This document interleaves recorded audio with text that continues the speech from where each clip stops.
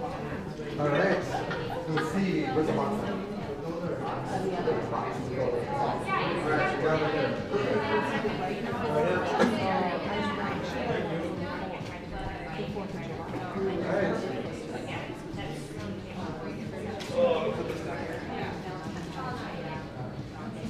So thank you guys for coming out. Welcome to Endurance House. So I'm the owner. I'm Ken.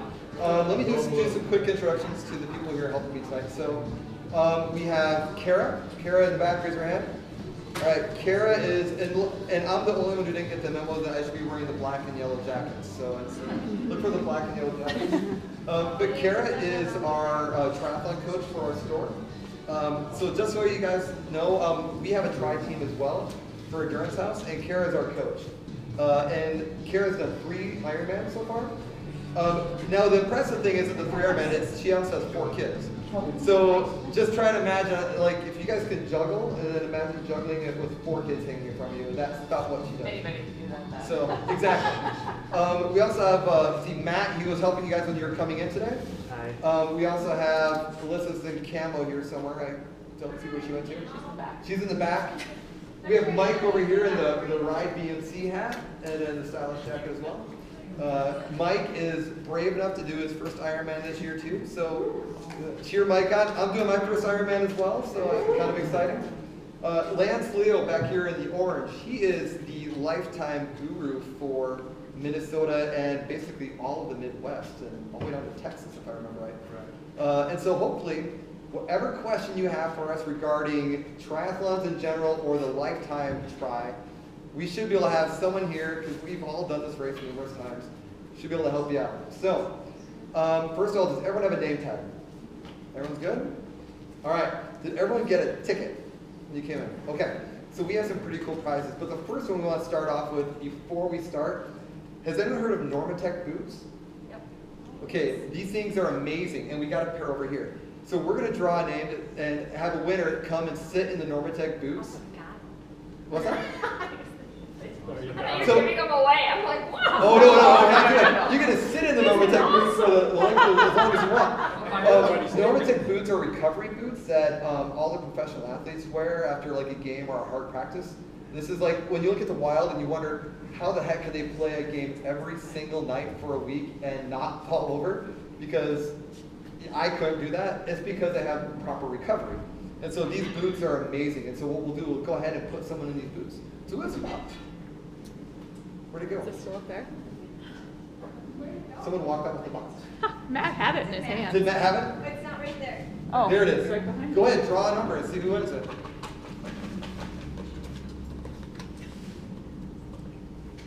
245-9448. We got the. Do you want the boots? Come try them on. We've used them before. I don't have those. I have one like them. But Shai, you can do it? you can do it if you want. You want it, or you can give it to someone else.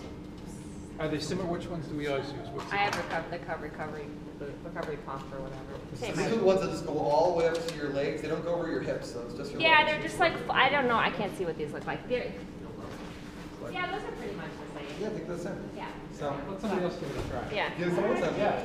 Be good. Same idea. Same idea. 245 That's too funny. 9450. We would not have given them away. You want to try There it? you go. Go for it. I'll definitely do it. It's painless. Mike wants to It do just it. He owns squeezes them your here at legs. home, so it's like, this is how cool they are. They're awesome. No, it's great. You'll Yeah. All love right, it. Carrie, Especially you want to Anna. sign up for those? Sure. All right. We're going to give out some door prizes as, toward the end. But first of all, does everyone have a beer? Because we have beer in the cooler.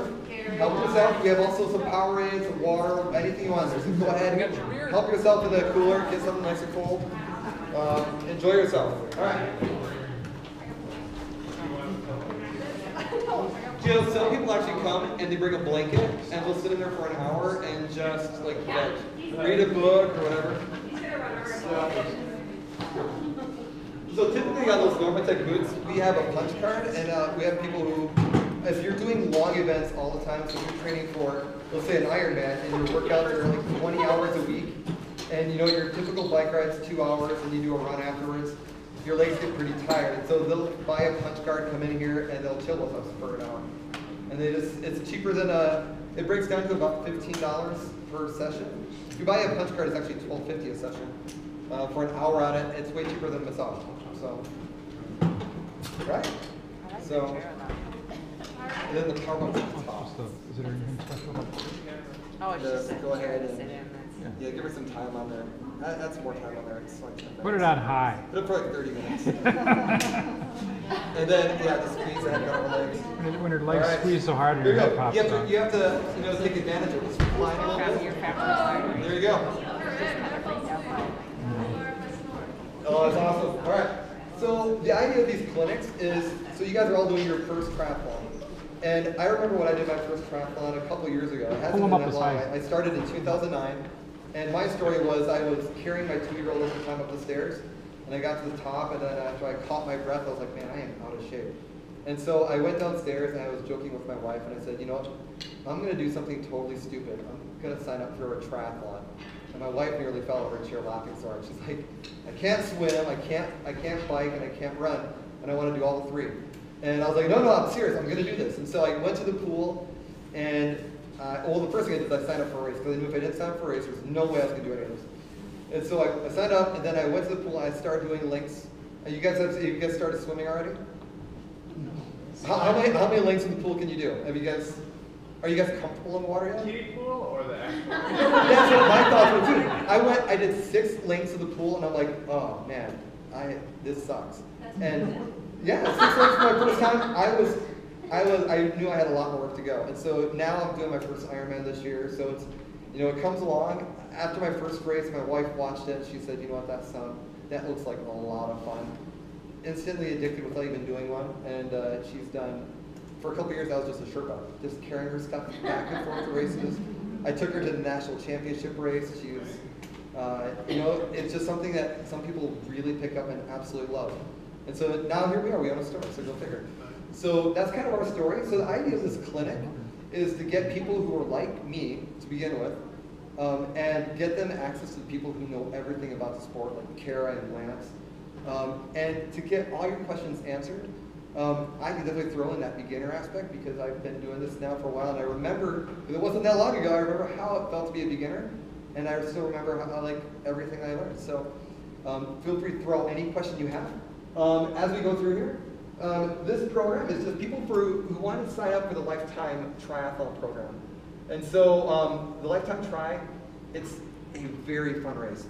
In fact, the very first time my wife and I did it, we realized it was the race of rock stars, because you go there, and back in 2010, it was on television, it had pros there, it was a big deal. This year they don't have pros there, but it's still like the biggest deal. There's 1,700 people last year at the Lifetime Tri, and they're actually going for 2,000 this year. So for Minnesota, it's the biggest triathlon. It's a lot of fun. So I'll even show you how big it is. I have a slide that'll give you a little bit of a perspective on it.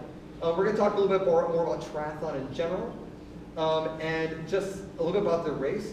And then Kara's going to go over the training plan and basics on running and things like that. Because how many people are avid runners, just love to run? Would you believe that running for a triathlon is completely different than running for a 5K? Because when you ride a bike and you start running, you're like, oh wow, this is a lot harder than I thought. And so there's a lot of aspects in there too. This is just a clinic 1. Clinic 2 is going to be talking about bike. Clinic 3 is going to be about swimming. Usually we would do swimming first, but no one's thinking swimming right now, and everyone's like, I can go running because it's so cold outside. Then we go over transitions, gear, race prep.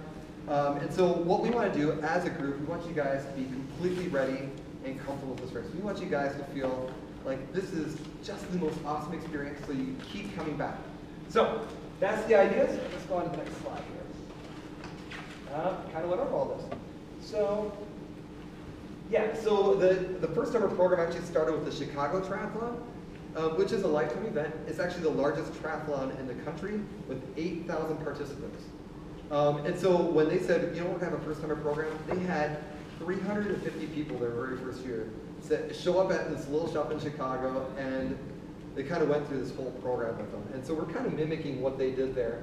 Ever since then, they have like 450 people each year join this first-timer program. So obviously, there's this great need for it. or great demand for it.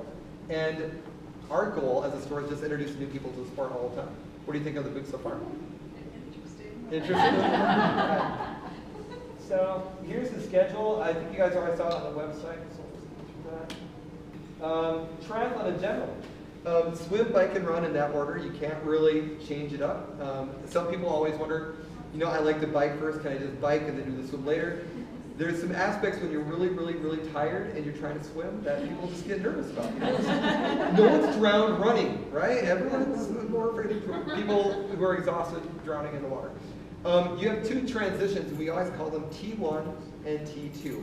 And the transitions are when you come out of the water, and again, this is, if you ever think about you're racing in a pool or something like that, and you get out, and then you have to run.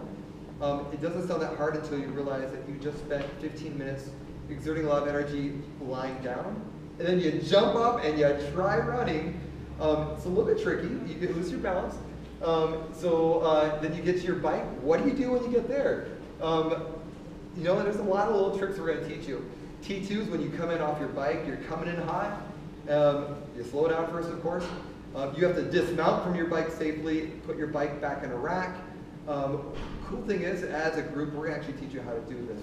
And at the race, we have our own transition area, which means, where everyone else is going to be basically fighting to get to their bikes and stuff like that, you guys have like this luxury thing where you just walk in, your transition area is all by yourself. We'll have people there saying, hey, Kelly, your bike's right here. You're like, oh, thanks. Let me dust that saddle off for you. So we have, when I was looking at all the registration, we have a couple people doing super sprint, which is the shortest. Most of you doing the sprint and about 5 people doing international distance. So, it's awesome. You always start off small. Some people don't. I know some people, and Peter's one of them, who's like, I want to do a triathlon. I'm going to sign up for Ironman. Okay, now I'm going to do the short ones beforehand to get ready because I have no idea what's going on. In our tri team, we have 2 other people who are the exact same way. They're like, we're going all out, and we're going to let Endurance Health teach us what to do. They're in your shoes, and they're doing Ironman Wisconsin this year. Exactly. And some of them are scared. One of them realized they didn't know how to swim until last week. So.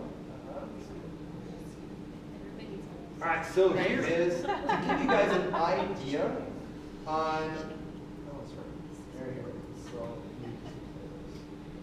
this is cool. This will give you guys an idea what of course not. Why would it be on the screen? Okay, hold on.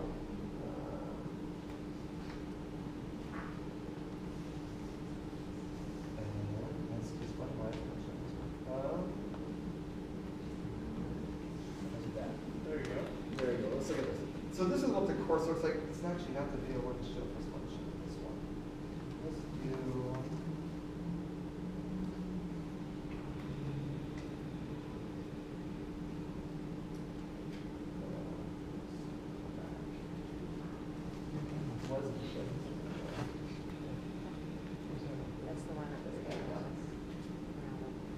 So this is an idea of what the course looks like. That's transition area. So if you guys have been to Lake Nokomis and you've seen the parking lot there, that entire parking lot is filled with bikes. So imagine having, there's 1,700 people in it, so 1,700 bicycles in this area. And then you can see, there's the lake. You can't really see the buoys. There's 3 sets of buoys where, depending on how far you're going, you turn around there for the super sprint, the red ones is the actual sprint, and then the ones way out there is the international. So you 5 people who are doing the international, you're very brave. And so, for course-wise, you can't have a better, more natural running route. Who's ran around Lake Nokomis? I mean, that's like the best running route, isn't it? Because it's like around the lake and it's almost a perfect 5K. They have one little section where you have to go up the bridge and back to make a 5K. But look at that transition area. It's huge. So. So the thing is, now imagine the Chicago tribe with 8,000 people. Can you imagine that? And so, yeah. So anyways, this is what you guys signed up for. Great people. All right. And then if I had a look at the race, let's see.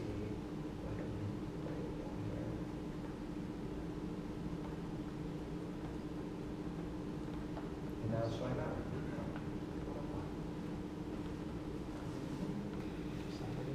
All right, so if you guys haven't seen the map yet, so here's the actual course. So here's the chain of lakes. You can see Lake Nokomis is right there. So when you swim, this is showing the international one. So it's, if you know the lake, that's kind of a big area. And then it's smaller for the sprint and smaller yet for the super sprint. The bike goes around the lake, and then it heads up. If you're familiar with the river, it goes up the east side of the river.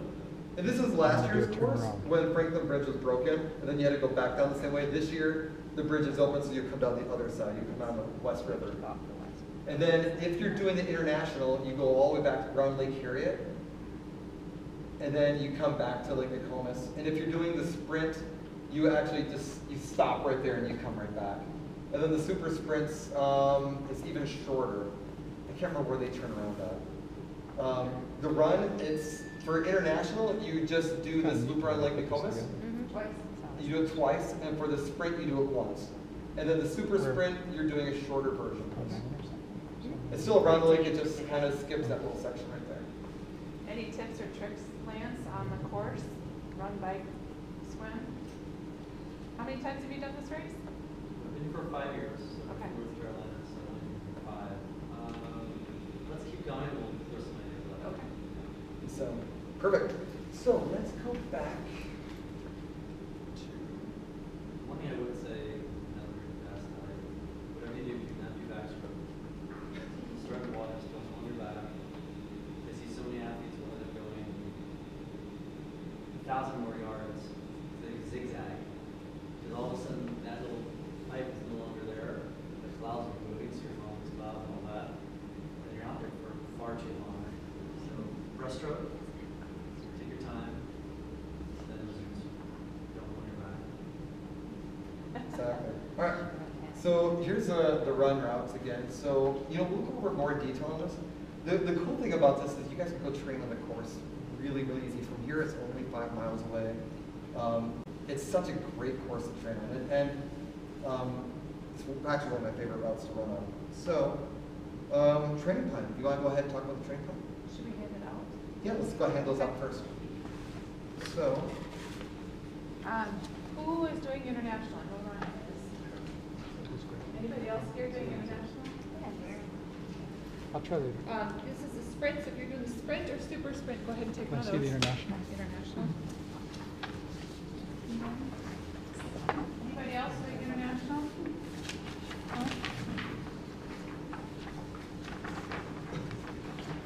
all right. So as we're going around, has anybody taken a peek at this off the website? This is just printed off of the Lifetime Fitness website. Nobody's taken a peek? Okay. Well, now you have a copy, according to your race. So you can take a peek and read through here at your leisure. They can take these home. You will see if you flip to kind of a few pages in. So this is the plan, and both the sprint and international distance have a 12-week plan for you. So you kind of look through here. And being first timers, I don't know if you're aware of, you know, the types of workouts that are done for a triathlon. Obviously, you are going to swim, you are going to bike, and you are going to run to get ready for the race. Anybody here heard of a brick workout? No? Without looking up here, does anybody know what that is? Yes, 2 back-to-back workouts of 2 different sports. So you either bike to run, or you swim to bike, or something like that. You're trying to get 2 disciplines so that you're getting your body familiar with how it's going to feel on race day. Because race day, you don't just do one sport at a time, you do all 3. So if you can kind of take a peek through here, I've got the international in my hands. I don't know if there's any more sprints out there. I think that's relatively the same. So you always want a rest day, at least 1 rest day per week. Towards the beginning there, it looks like you've got like 2 rest days a week. So for like Tuesday, you've got a swim and a run. So there's your first brick workout. Okay, Wednesday is a brick run where you bike and then run. So it kind of varies throughout. Looking through here, does anybody have any questions offhand on how something works? There is back of that, there's a swim A workout and a B workout, give you suggestions. Are these typically done? Yes, yes, yeah, these are. You can try swimming in a lake, but it's kind of intimidating right now. I don't know how you're gonna do 50-yard Short- drills. Really Yeah. fast, short swims. Yeah, no, I'm just like, if you go for the first time on that day, that's amazing. Yeah. Exactly. Yeah. So, and if you're not used to this, when you pick up at week 1, if you're not at that distance, don't start at this distance. I don't want you to get injured, so you gotta kind of ease into things, especially if you're not at that distance for running. What do they have here? Run 50 to 60 minutes. So maybe between now, so what's 4 weeks out from July? Oh, so it is starting to. Wow, never mind, there goes. So ease into things, okay? That- Yeah. They do you with water, when they start that? They start at middle of June, I think it was the 15th or something. Every Tuesday night they have a free swim. Tuesday, Thursday night, I believe. Well, Thursday and Saturday is not free. Oh, it's not? You have to actually be part of the Minneapolis swim. Okay. But Tuesday. Tuesdays are free, and what they do is they actually have lifeguards across the lake, and they let you go and swim across the lake. It's the only days they let you swim across the lake. So doing a round trip is 0.75 miles. So honestly, that's going to be basically your entire swim workout, or actually training you for your entire race. Unless you're doing an Ironman, then you just keep doing laps. Starting at the very first swim, since it's every Tuesday night, we also have our in-store runs. We do a fun run every Tuesday night. And until then, we'll be running from here. We do 3 miles every night. And then afterwards, we run over to Baldwin Brewery. We get some brew. We have fun. But in June, we'll start doing it at Lake Nokomis. So this way, you can actually practice your swim and your run. Great brick workout. It depends what time you want to start. We'll probably do our runs at 7 o'clock still. And then if you're like me, you need to get a good swim workout. They open up the lake at 5:30 for lap swimming. So you just do as much swimming as you want till then. Then head out on your little group run, and then go over to Pat Lorenzo's and get some pizza or gelato. Best gelato in the world. And I think for our transition clinic, We're going to try doing something up there as well. That park, so could possibly do some swimming too. Yep. Just a beach area. But any other questions on that? I mean, it's kind of self-explanatory. Email us. You have to do it in the order that it is. I do training at Lifetime 3 nights a week. Yeah. And so as long as you're doing it in the week, and if I want to do like the bike and the whatever and replace for what's Tuesday, do Thursday, as long as I'm doing it in the week, that's fine, the training's there. Okay, I wasn't sure if there was some Yeah. method to. Well, for the brick workouts, they want you to do it Right. like in consecutive order. Right, yeah, but days of the week I can balance Yes, that out. yes, Okay. yes. Anything else on that list as far as the training? Whenever I see a bike run, I try to tell my athletes to, have a little wait for maybe 5 minutes. Try not to get in a panic attack. Try to get that bike to that run as quickly as you can, and that'll make you feel more prime on the game day. Don't sit down for an hour, sit, go for a run. Just try to get it, Exactly. The legs will feel very heavy, They do. And as you see up there, the typical training volume for a beginner for the sprint distance, they set anywhere 5 to 6 hours a week, and for the international distance, 6 to 7 is typically on average how much you do. Ironman, 15 to 20. Okay. So, All right. any other questions on that? You want me to go on the run stuff? All right. So, running. Let's. All right. So, how many people? So, we are a store, and so we have like a lot of cool stuff here. You like those boots still? Yeah. You're still awake, so it's awesome. Yeah, I like it. So, just I want to make sure no panic attack in the boots. So we sell shoes, but we do some differently. We have what's called a personal movement profile. So most people, when they go to like just a normal shoe store or Kohl's or Dick's, you have some high schooler come out. Besides Matt, who's actually a high schooler. But other than that, when you go and you ask for a pair of shoes, they actually have no idea what they're selling you. So you better know what you're talking about. For us, we do what's called a personal movement profile. So we actually look at what your feet look like when you run, and then we can determine on there if you pronate, supinate, if if you're a heel striker, toe striker, if you have any kind of injuries that you're recovering from or any kind of pain that you want to get rid of, we actually know a little bit about that stuff. One of our staff is actually a doctor in physical therapy. So if you have some really random weird thing that I've never heard of, he has, so that's good. So come in, talk with one of us about it. Tonight we're actually doing buy a pair of shoes, get a second pair half off, which is a pretty good deal if you guys want a pair of shoes. We're going to be running, we have 10% off anything in the store for running all week for you guys. So when you come in, just say, hey, I'm a first timer. We're like, sweet, you know, we'll hook you guys up. The next clinic will be on bike. So if you need anything for your bike, we'll be giving discounts on bike stuff. I'm hoping to have some really cool bike stuff here that's going to be really special by then. And then the swim clinic, which will be May 3rd, we're actually doing 25% off wetsuits. So if you guys want a wetsuit, that's really cool. We also rent wetsuits, so if you don't want to buy one, you want to rent one at race day, we can totally do that. With rental wetsuits, you have to know other people wore them, and there's a high probability, really high probability someone peed in it. So just be comfortable with it. So if you're okay, rental wetsuits are good. If that bothers you, just maybe you want to go and buy And May one. 3rd for our wetsuit clinic, we will have the fleet of tier wetsuits Exactly. here for you to try on. So they're bringing all that stuff in. Do And most so- people wear wetsuits? So in July, the water is going to be, there's a wide range from anywhere from 68 to about 78 degrees, depending on how warm the year is. I've been in anywhere around 74 and less.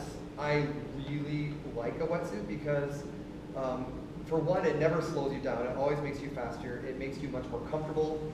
It actually, you know, like the kids with water wings? Now imagine adults wearing water wings around their hips. That's kind of what a wetsuit is. They have this awesome foam that goes to your hips, and it puts you in the right position. If you're nervous at all about the swim, get a wetsuit because it's going to make you feel so much more comfortable and make it easier. To give you an idea, for a sprint triathlon, and I usually take about 12 minutes for the half-mile swim, it'll be 14 or 15 if I don't wear a wetsuit.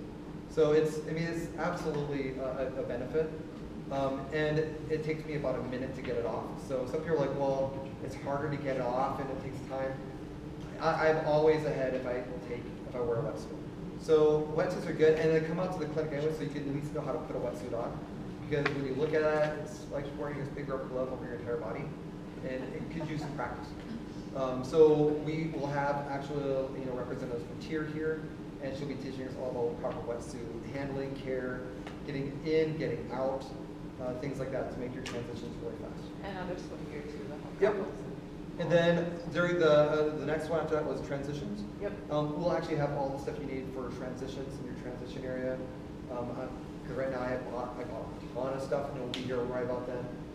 That'll be everything from like your race belts to your transition bags to everything. And so that's when we'll offer big discounts on that stuff then. Gear, probably say, hey, just on everything else that you might possibly need. So just come to all the clinics, get some cool demos, or get some discounts on stuff. We'll be getting out samples all the time too, so that's kind of cool. So talking about run basics, so who actually is an avid runner? I know Kelly, you've done a lot of runs, and you've done some runs too, Diane. And Brianna, how far do you run usually? I did a marathon last year. Sweet, so did I. That's a great marathon, isn't it? Oh, it's just 7 years.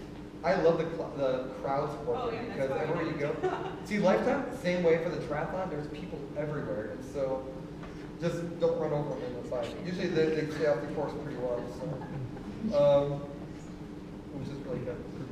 So from running, you guys probably already know that running shoes, it's always best. If you're an avid runner, you want to have 2 pairs of shoes because wearing the same pair every day really hurts your feet after about 2 days. So we rotate shoes.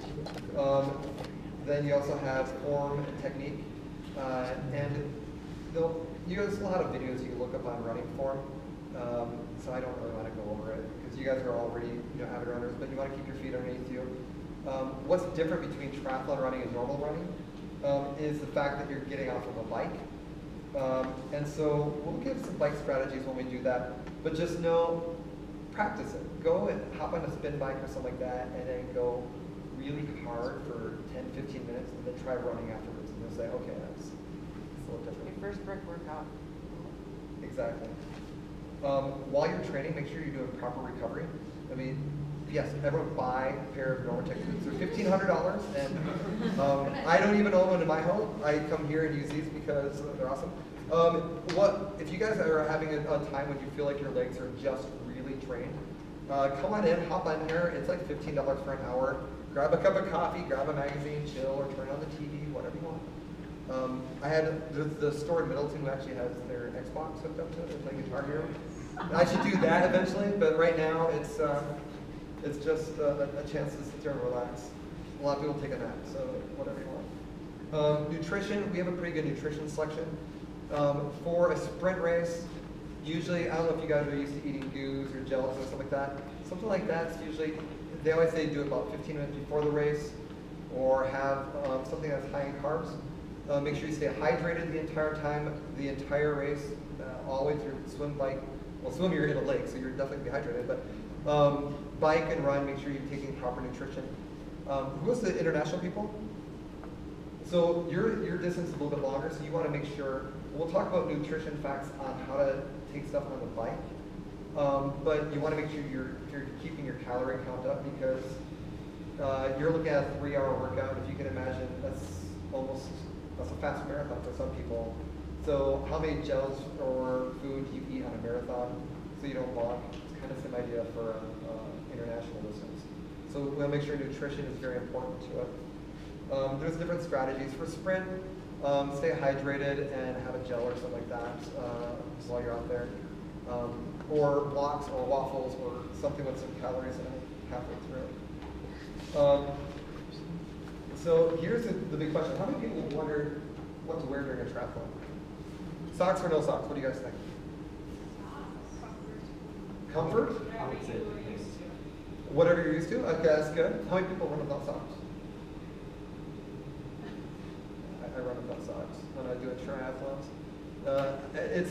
I don't know, Lance, when you do it, my rule is sprint, no socks, no laces, I don't change anything. Longer distance, when I don't really care about my transition, I'm putting on like socks and I have better shoes and stuff like that. So to give you guys an example, last year I did the Maple Grove Tri, and I came in 4th place. I was so happy in my age group. That's in my age group for 40-year-olds, okay? The guy who was in 5th place was 3 steps behind me. I passed him like 10 feet from the finish line. And so if anyone's like, well, you know what, I can sit there and put socks on. Well, I mean, it just depends how competitive you want to be. I mean, it's really that close. So one of the things that every triathlete has is they'll have block laces. There's stretchy laces for your shoes. Some of our shoes actually even come with them on there. It's amazing what you can do if you don't have to tie your shoes. Socks, it's best if you're training. Have some races, just try doing it. Try going on a short run without socks, just to see how it feels. And you have to tie your shoes a little differently, sometimes it's get a little bit tighter fitting shoe because you don't want your foot sliding in there. Most of the shoes we have are actually meant to be run without socks because triathletes, just half of them don't ever wear them, unless they're longer distance stuff. So figure out a game plan on that, see what you guys think. What to wear when you're running. How many people, okay, I have someone ask me this big question, they're like, I want to go swimming, and I want to go running out of the pool right afterwards wearing my jammers. Can I do that? And I'm like, yeah, you can. You gotta chafe. Chafe really bad. So if you guys aren't familiar with chafing, just imagine taking something wet, rub it all over your body until it starts rubbing all the skin off, and then it's like, oh, that's not very good. So try shorts. Has anyone seen a pair of triathlon specific shorts? Kara's gonna grab a pair, Kara. Nice endurance house ones right here. Right there. Is there some endurance house ones on the rack? Or they might have moved them back on the other side. They're on the core sports rack. So a triathlon, okay, who has ever worn bike shorts? With that big old pad on there? Okay, now imagine that and go swimming with it and come out and it looks like you guys just had a loaded diaper, right? It's like a big waterlogged pad. Tri shorts are kind of like that with a pad that's much smaller that won't absorb water. And so what you want to have is something that you can swim in because you're going to get wet. You don't want to sit there and change your clothes. I mean, some people do. My favorite, this is kind of a scary image. There's this old guy who does a lot of triathlons here, and he's like 60, 5 or so, but he's like 6'6" and completely this ripped old guy. But he does his triathlon in a Speedo. And so you look at him and you're like, oh, it's kind of funny because he's just wearing this little Speedo. And then you're like, you picture like, is he going to ride his bike in that? Because that would be really uncomfortable. So let's go ahead, we'll pass around the shorts so you can feel. So go ahead, just feel what the pad and it feels like. So it's going to be a much thinner pad. It's completely not water absorbent. Depending on what it is, the women's pads are, these ones right here are usually, these are the men's shorts. They have like what feels like a bike pad, but it's a lot thinner.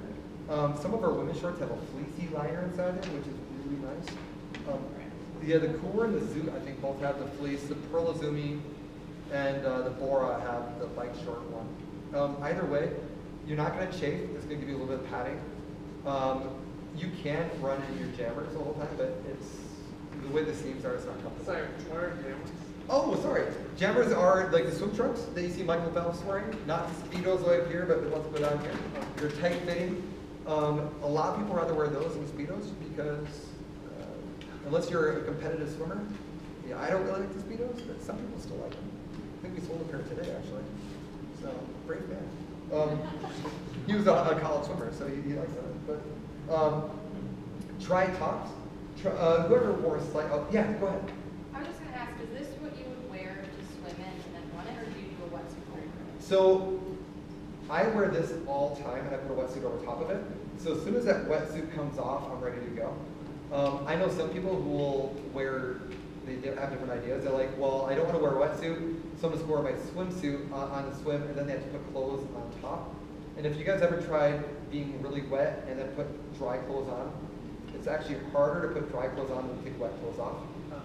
Especially your wetsuit. Wetsuit just rolls inside out and just kind of rolls off of you. I don't wear a wetsuit and I wear that. And so, yeah, to wear this all the time. So this is a great option. This is meant to be swam in.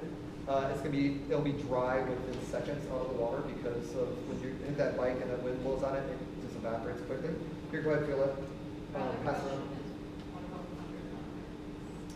I wear a sports bra. Yep. And that won't be fun. And sometimes too, I'll wear like the bike shorts and a sports bra, and then when I'm done swimming, then I'll put that on. So it's personal preference. Yep. And some of the kits we have actually have built-in sports bras for them. Yeah. So it's going to be a little more supportive. These ones don't. So this was our team kit from last year. But yeah, they're just over there. Yeah. So the wetsuit doesn't keep you dry? Nope. No. Oh, what it does is it will allow a little bit of water that goes in there, and then your body heat will warm that water up, and then it stays very stable in temperature. So when you get in there, you're going to feel this cold water go in there quickly, and then it'll be warm within seconds after that, and then you'll be comfortable the entire time. Or you just pee. Or you pee, and then you have a warm. So, because it's not meant for the stuff to go out, so if you pee, it stays with you. So there you go. So, any other questions? What if the 60-year-old man fight them?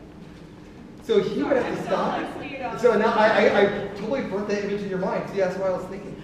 So every time he would get out of the water, he would have to go and put bike shorts on, and then when he got off of the bike, he would take his bike shorts off and put on the run shorts. So he had a clothing change at every transition. So if you think about changing your clothes 3 times in a race, it really slows you down.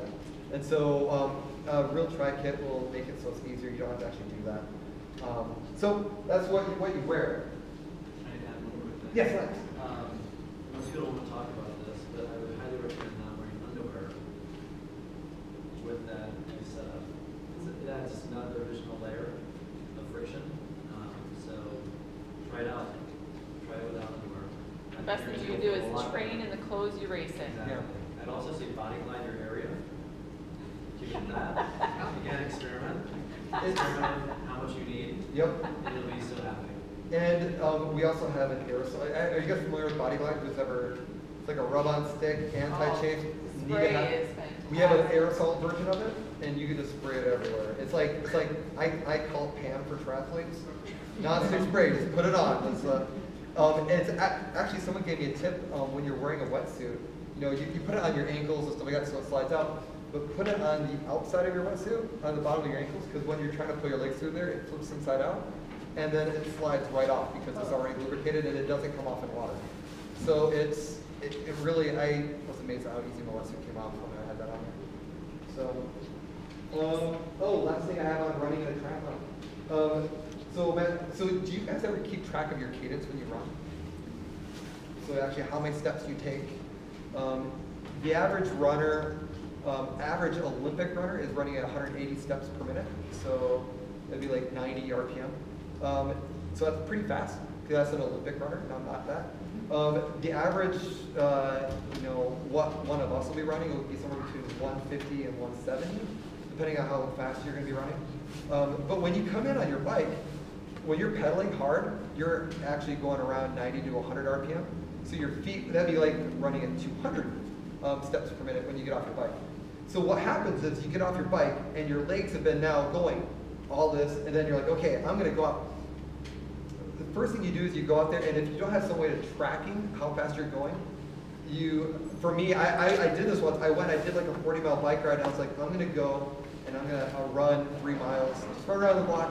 I got out there, and I was like, a mile through there, and I'm like, I am so dead. And I look, and I was running a 6-minute mile, which my normal pace is an 8-minute pace, because that's just how fast my legs were going. And so if you have some way to track how fast you're going, a GPS watch is great. They don't really allow phones on the course for obvious reasons. They don't want you to get distracted, listen to music, things like that. But you want to track some way of your speed, because unless you are tracking that, a lot of times you'll just coming out of that second transition like a bat out of hell without knowing it, and you'll be like a mile into it, and you're like, I am done, and you're just cramped up and you can't go there. Have you ever noticed that too, Lynn? Yeah, no, that's a valid point. It's people come out, there's a lot of people there, there's a lot of excitement. So much energy. You're so fired up when you're running, like you're running a yard dash. You kind of cool down, right? So, awesome. Yeah, and one of the things I do, I look at, I'm like, okay, my normal pace is going to be like an 8-minute pace. I'm going to run like that first mile a little bit slower until my body gets used to it, and then I try to take off after mile 2. But that's just one recommendation. Ooh, someone else want to do the boots? Yeah, let's do another name. What'd you think of those? I like it. Legs feel like $1 million? Yeah. 245-9439. Who's got it? We're super excited about it. I am so excited. Go hop in. I love this. Go hop in. Well, we'll have these for every clinic, so next time she can jump in there. Cool. All right. All right, so shoes. Cool thing about shoes is shoes are awesome. Everyone's wearing them, right? So we all have something in common. We all like shoes. So there's a lot of different types of shoes. Everyone has a different foot style, different preference, cushion, not cushion, responsive. There's also race day shoes versus training shoes. So if you think about those who ran a marathon, you probably had either, did you have more than one pair of shoes? So your race shoes probably be lighter than your training shoe. Exactly. How about you, Kelly? Did you have the same pair? Or? I remember that running partner. Really? Do you have one pair of shoes you run solid? Yeah, and I replaced them. Wow. Okay. So there's a part of shoe called the rebound. So think about a kitchen sponge, and now start compressing it. And after a while, when you compress it, it takes a little bit longer to rebound. And as a sponge gets older, it doesn't rebound at all. And so a shoe, typically, like Kelly said, about 500 miles for an average runner. Average runner for a guy would be 150 pounds. So it's funny, if you're bigger than 150 pounds, I was like, they're like, yeah, you're a large runner. I'm like, I'm a large runner, I didn't realize that. I'm a big guy, okay. So, but yeah, then it actually drastically reduces the mileage by a lot because it's just foam. So they say the best way to actually improve your shoes is get a second pair so that you're actually getting a day to rebound. For a pair of shoes, on a long run, it's about 48 hours to get back to its original rebound. So if you're in the same shoe every single day, after a couple of days, it's compressed and it won't run anymore. Or it won't rebound anymore, it won't be as soft. The pair of shoes I usually like, I have a pair of Newtons. I can run in it once, and then if I run it the second day, I get blisters because it's not soft anymore. And so if I give it a couple of days, I run it, it feels like a new shoe. So always best to have a second pair of shoes to train in. Typically, a lot of people who are racing like to have a lighter shoe because it's less weight on your feet, but have a more structured shoe with more cushion for a longer training ride. Race shoes are going to be faster because they're lighter, but something with a little bit more structure, support, is better for longer runs, recovery runs, things like that. So just know that. There's also things called drop.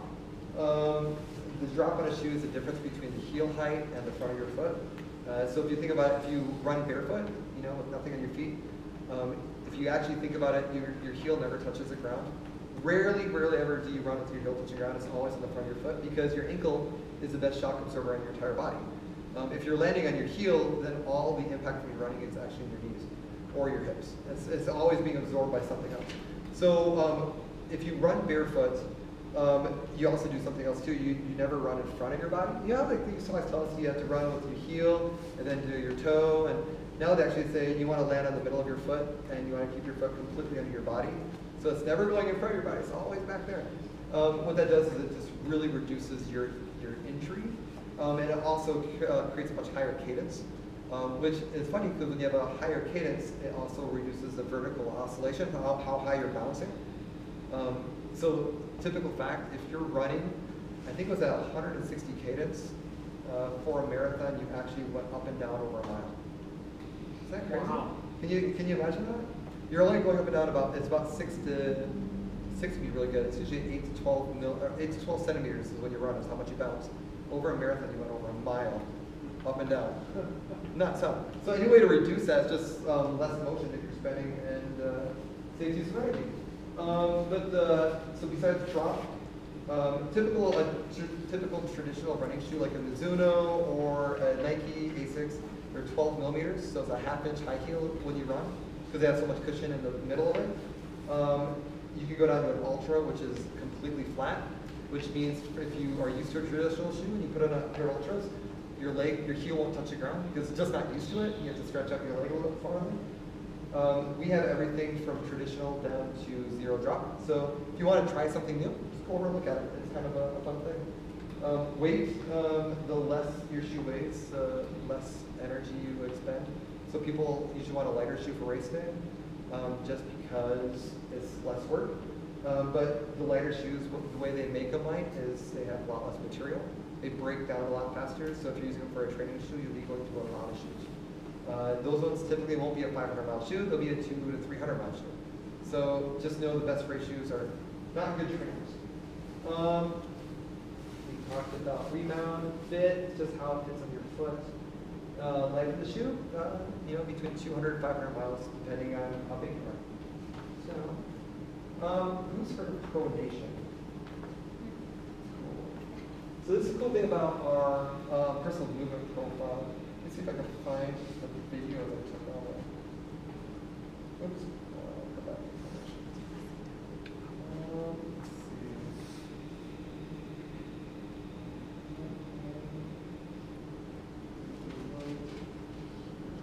Alright.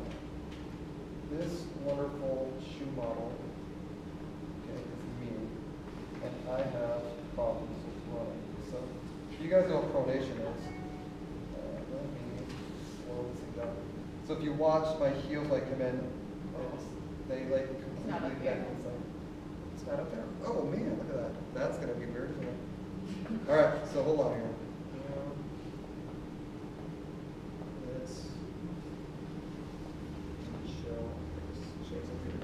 Alright, so there it is. Alright, so let's look at this. So if you look at this, so if you watch my ankles as they come in, they bend a lot.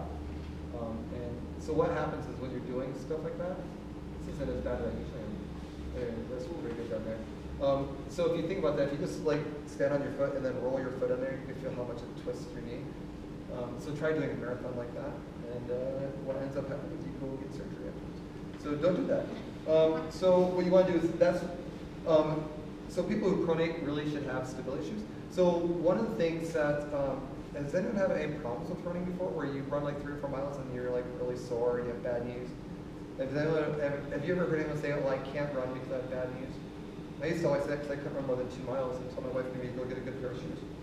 And now I run all over the place. But, let's see, where's the other one? This is a really cool pair of shoes. So these are going to be a stability shoe. And you saw how I looked there. Check this out. This is cool. So for the PMPs that we do on the treadmills, we put you in a neutral shoes, which he was wearing first, to kind of see what your body naturally does, and bright pair of shoes and then have you run again. So you see the difference between the two videos here. So if you look at this, my shoes are completely upright the entire time. They don't bend at all. And this prevents all kind of knee injuries and stress and stuff like that. So what's different with the shoe inside? So there's a lot of different ways that they correct pronation. This one is actually, this is a Hoka. It's a brand new stability shoe called Arahi. They have what's called a dynamic J-frame in the bottom. And what they do is they have dual density foam so that when you typically, when you're running and your foot wants to roll to the inside, it makes it so the outside is a little bit softer, so it balances your foot out. There's other ways that different brands do. Some of them actually put a harder foam underneath the arch of your foot, so it prevents your arch from collapsing. Those ones aren't as comfortable because you feel like you have something really hard under your arch when you're running. This one you don't feel like they're hard, it kind of rolls to the outside and bounces out. Every one of our shoes does something different, which is kind of unique. Most people, like 70% of people, don't need stability shoes because even if they pronate, they're not pronating enough where it's going to cause injury. But for those of you, if you ever have any running problems, we could definitely diagnose it and put you in a shoe that will feel better. So, yeah, I think that was my last slide. Actually, I think the next one was, what's next?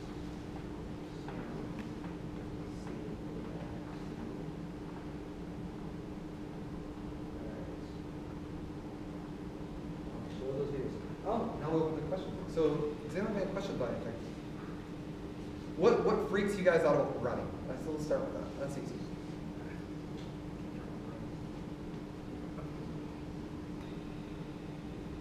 You guys are all good runners. Sweet.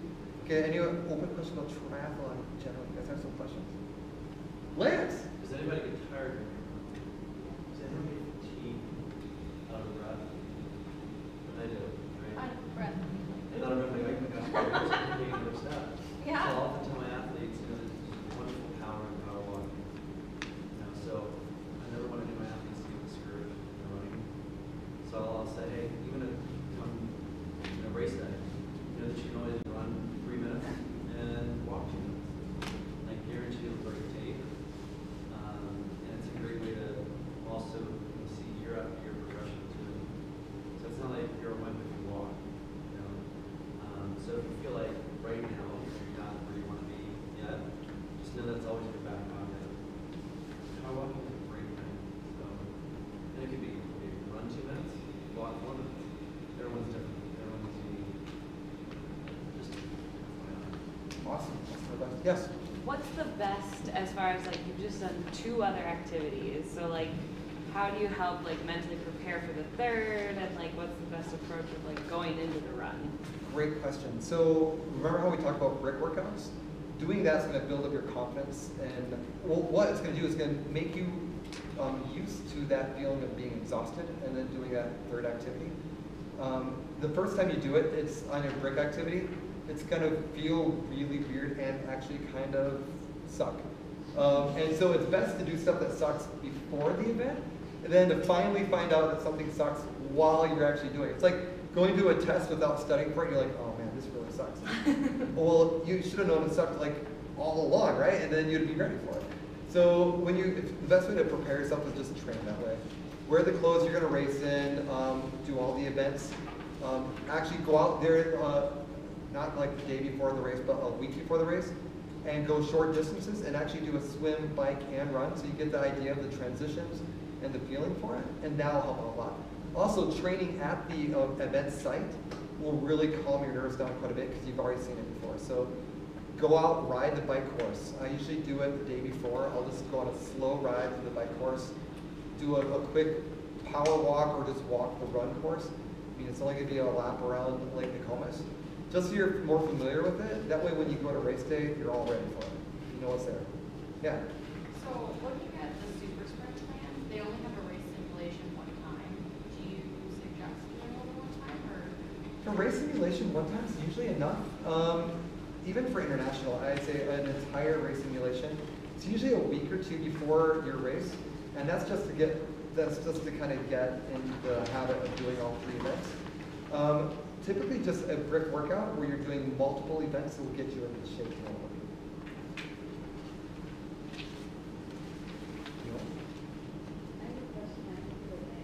Yes? So I was surprised because where the last swim start it says, and yet the cutoff is 30 minutes from the last swim start. So And that's right. we don't have a cutoff. Oh, okay, that was my question. We're special that way. I was just like, because if I started my age group, I did one time or whatever, so that's what I Yeah. was thinking. Okay. No, we are not getting a cutoff. So. So everyone from parents' house starts.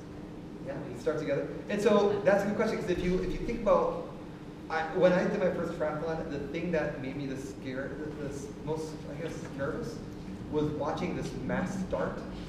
Because, exactly, you go out there, and I saw this great video. It's like, I like to train how I race, and the guy was getting ready to run in the water, and then someone walks over behind him and takes his stick and takes him over, and then he gets in the water, and there's people on boats hitting him with foam noodles, and you're like, okay, it actually is like that if you do a wave start.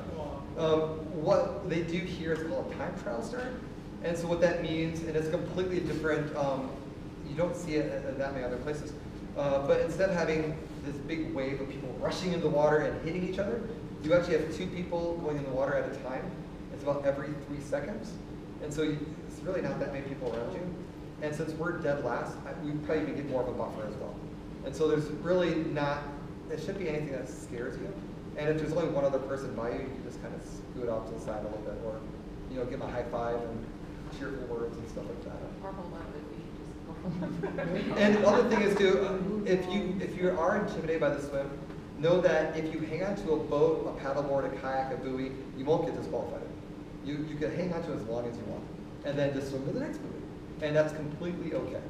So, if it makes you nervous, That's completely okay for us or for just triathlons? Yeah. that's triathlons in general. You just can't have anything that carries you forward. So if you hang on to a boat that's moving, that's a different story. If you hang on to another swimmer, that's a different story. He's not going to like you either. But as long as you stop and then you're not moving, you can stay there as long as you want, as long as you're not going out beyond a cutoff, a time cutoff. So, any other questions? If you guys are freaked out about breathing in water, that's something that's hard, you can actually wear a snorkel at Lifetime. Swim snorkel, they go up the middle of your head. It's legal at all triathlons except Ironman events. I don't know if it's, well, you're not going to be swimming national championships anyways if you're wearing a snorkel. But at all these events, a snorkel is legal at USAT sanctioned events. So if that helps you out. Yes? For the wetsuits, hypothetically, if you buy one, would you guys make sure that it would be legal then for other tribes as well versus, like, is it usually consistent thickness? Yep, so all these wetsuits are made for triathletes, and Okay. so that one will be legal no matter what you're racing in. That's not something they typically change. Nope. Okay, The- no, typically change something. The only reason you wouldn't be able to wear a triathlon is if the water's too hot. Yep. If it's a USAT sanctioned event, they say it's either wetsuit legal or not wetsuit legal. So most of the time, if it's not wetsuit legal, they'll say you can still wear it, but you just start at the end of the race and you can't qualify for any prizes. So like end of July in Minnesota? Yeah.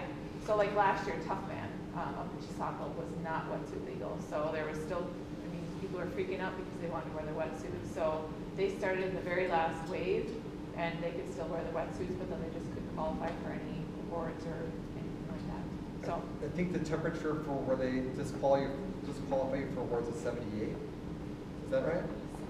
no, do you know that, Lance? 78, then 82, they say it's not safe to wear a wetsuit Yes. because it's actually cooked down. It's way too hot. So, yeah, you'll start dehydrating in there because it's just too warm. So, yeah. I mean, this kind of a swimming question, but in general, I always wonder, how do you know where to go besides the buoys? Like, is it trivial, like, to understand? That's a good Oh, question. that's the next buoy. Oh, that's the next buoy. We'll talk about that. We'll actually have a video on swim. So it'll show you everything about the swim on the Lifetime course from last year. Okay. But to answer your question, they have big buoys where you turn around. They have little buoys about every 20 meters, 25 meters. So you're always able to sight off of a buoy. And then you also have all these other people swimming along somewhere. So just follow them. Don't follow the wrong person though, because if you follow someone who's getting lost, you can get lost too. Yeah, usually the turn buoys are, They're I think big. they're different colors too, and they're bigger than the ones in between. Yeah. So, And then there'll be boats along the entire course too, rescuing people if they need it. And so if you're going off course too far, they'll go out there and turn you around. So you don't get lost. Yes. Is it more beneficial to wear beer goggles? I've never swam in a lake outdoors. It really depends on the race day circumstance. So if it's a bright sunny day, because the race starts are always in the morning, the sun is on the horizon in the morning, so depending on the course, you might be swimming directly into the sun. At that point, every time you go to the site to see where you're at, you'll have just this glare off the lake, and it's really hard. So the mirrored goggles is something that's kind of good to have in your swim bag, just in case it's really bright. If it's cloudy out, I usually don't wear my mirrored ones, and if it's bright and sunny, I do. So. Good questions, you guys. Any other questions? So what's the thing that scares you most about the triathlon? Just kind of curious. Yeah, that's what it was for me too. So guess what? When does the training officially start? When's the first swim? Well, whenever 12 weeks out is. So 12 weeks, that'll be 2 weeks from now. So how many of you guys have heard about bilateral breathing? You guys think about it. Many people really push bilateral breathing. It's a very heroic sport, swimming. It should be. And so I always tell my athletes, let's master breathing on one side first. Breathe as often as you need to stay oxygenated. Otherwise, CO2 goes to the brain, you start to panic, and you want to start to breathe more. So very rarely do you see the best in the world swim bilateral. Seriously, type in Kona.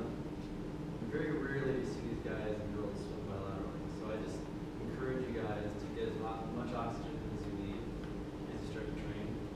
I often say to people, pick a wall and just breathe to that wall. So when you come off that wall and you go to that wall again, before you know you learn to breathe right and left. So just my 2 cents. I don't want to limit oxygen. Exactly. That's a great point. No, absolutely. Any other questions? What do you think of the boots? Well, it's crazy. It's like a blood pressure cuff on my leg. But do you like it, or is it Yeah, well, vertical? I don't know yet. I don't like blood pressure cuffs that much. You still have time left, I see. Another minute, right? Cool. Well then, go ahead and look around the store if you guys have any questions. Oh, it's one more. Never mind. Aha, next time, about bikes. And so, yeah, next week will be, or not next week, next clinic, April, we'll be talking about bike stuff. So if you have any questions about bikes, I'm sure you guys are all avid cyclists by now, right? So think about what's the difference between a mountain bike versus a road bike versus a tri-bike. You look nervous, Kelly? Yeah, I played bike Target at 15 years old. Do you know, we can help you with that because the bikes from Target, so one of the events we do is a Pinkies for Kids triathlon, and I had a dad come up to me last year and he's like, I don't know, this bike won't work very well. I just bought it from Walmart. It's a good bike, right? And I'm like, you know, and in my mind I was like, you know, my brother's the manager of a Walmart, and he tells me, he's like, bikes are easy to put together. My guys can put together 15 bikes an hour. I'm like, you know what, there's a little bit more to a bike than 15 an hour. You can't, and so when this guy came and his wheel wasn't straight and it was just like thrown together, like, yeah, let me see what I could do, you know, 15 minutes before the race starts. Yeah, your Target bike, you can probably do a little bit better. And so we could definitely look at it. But yeah, there's a lot of different things on biking. The cool thing is I don't really plan on selling you guys bikes unless you guys really want one. What I want you guys to do is absolutely love triathlon and then come back next year. So that's our goal for this. So let's help you out whatever you want. Next clinic we'll have Sam. Sam will be here. Sam's our doctor of physical therapy, bike fitter, bike guru, like one hair shy of a pro cyclist. So he's pretty awesome. Ask him every question about cycling. But yeah, you guys got us too. We know a little bit, but Sam's awesome. So cool. And one more Pete question. knows Sam too, because Pete talked to Sam for hours today. Sam's awesome. Isn't he? Yep, I'll forget if I go back and I quiz the hell out of him. Exactly. Perfect. So are we going to have an opportunity to do like a bike maintenance? Absolutely. We actually, as a store, so we have these clinics. These are just the first summer clinics. We also have clinics in our store that we're going to be putting on our Facebook site that is open to the public. That let's get people in here and teach them how, if you're on the road and you have a flat, what do you do? You know, at the race, they have a sag wagon that will come around and help you fix your flat. But it will basically be long enough to get your flat where you're not going to want to keep riding anymore. We had one guy, one of my employees, he had a flat on his bike last year. And he's like, I forgot my spare kit. I'll just wait for the bike guys to come by and help me. it was 35 minutes before they actually showed it fixes flat. It usually takes him about 3 minutes to fix his own flat. So he's like, oh. So yeah, we'll teach you how to fix a flat on the road, and it'll be really quick. And in fact, the clinic that we have planned, I can't remember when it was. It's going to cost $10, and it comes with a free tube and a CO2 cartridge, so you can actually fix your own tire. So we'll stab your tire, get a flat, and give you a new one. So how cool! So, maybe not stab it. You guys gotta keep the spare. It's fine. We'll just take care of it. So that's separate from this clinic, right? Yeah, it'll be just. We'll tell you when it is. It's on one of our calendars, I believe. I just can't Yeah, remember if the you date. go to our Facebook page, all of the events are listed out there. Yeah, I think it's in May, April, May. So it's out there somewhere. Any other questions? Great question about bike sim. Yeah. Anyone else? What's the part most people don't train in that for? Swimming. Do you know, I think, and I think Lance will give you a different story on this too. I think most people are scared of the swim, and they do the most training for swim, and what they do the least training for is transitions. And so, you know, my first triathlon, I started training in January for a June triathlon, and by the time I was done, I was in master swim classes twice a week, and I was doing 2,000 meters every Tuesday, Thursday night. And then I got off for race day, and I'm like, okay, I'm gonna finally learn how to put a wetsuit on the week, like 2 days before the triathlon. And I was like, yeah, it's a little different. You know, it's like getting it on, getting it off. That one was completely foreign to me. Going out, going from a swim into a bike was really foreign, because when I did my race, I had only done it once before. I swam really hard. I got up. I was so dizzy, I nearly fell over. And so I was like, you know what? The transition part is the hardest thing I think people don't really train for. What do you think, Lance? I was going to say that the steward of the swimming girl I work with, who couldn't swim 25 yards, and she was terrified of her riding in the water. So we spent so many hours in the water. I did say to her, finally said, you know, by the time the day is done, that's swimming like nothing. And that's exactly how it worked out. But I would say the bike is where you'll become the strongest and be most resilient. So I'm sure this might be set. Perfect. Karen, do you have any comments? Exactly. Cool. Any other questions? Raffle? Let's give out some advisors then. Sweet. Mike, you got it? Gonna get it? Nice. And so, yeah, look around the store. If you have any questions, let us know. Remember, anything that you can think is run related. A bike's not run related, but anything else that you think is run related. If you want to wear a wetsuit while you're running, we'll give you 10% off. So, Yep. all right, yeah, those are it. Let's give out some hats and visors. Should we do the bag first or last? Oh, the big thing last. The big thing last. So, You'll let them pick what they want? sure. Okay. All right, first one, 245-9457. Shoes and hat. Go So pick you a hat choose or a whatever- visor. Yep, hat or a visor. 245. These are all gifts from Lifetime. They had a couple extra from different races. So the hat would be from like Lifetime Arizona. The visors are from South Beach. They're kind of cool looking. But 245-9448. 245-9445.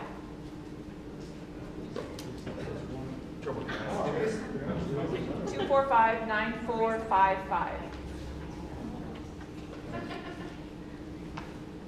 245-9450. Well, that's me. Are you sure? Yeah.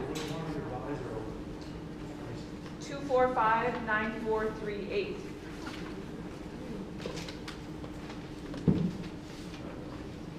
245-9454. How many we got left?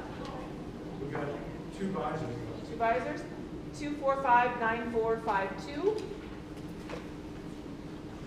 And 245-9441. Lance, you got a visor. Oh, 245.